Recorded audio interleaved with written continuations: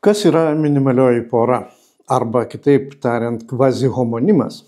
Fonologijoje tai svarbi sąvoka ir minimaliosios poros fonologijoje yra labai smarkiai naudojamos, tai yra labai patogus būdas nusistatyti, ar garsas yra fonema, ar garsas yra alofonas, ar fakultatyvinis variantas.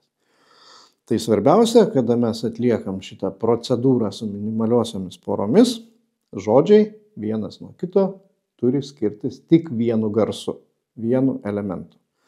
Na, sakykime, koks nors baras, garas.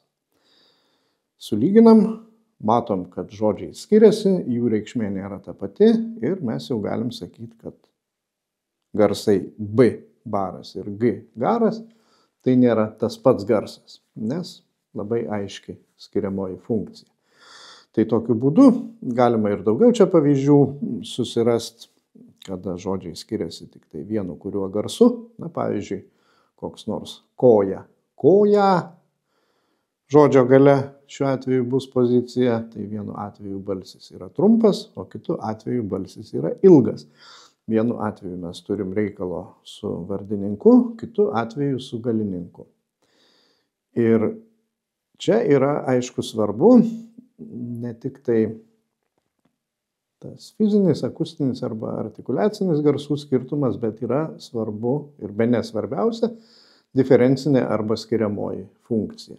Iš tų sulyginimų, iš minimaliųjų porų mes matom būtent diferencinę funkciją, o diferencinė funkcija yra skiriamoji funkcija, kitaip tariant, yra svarbiausias fonemos bruožas. Taigi, minimaliųjų porų testas yra greitas, patikimas būdas, leidžiantis nustatyti fonemas.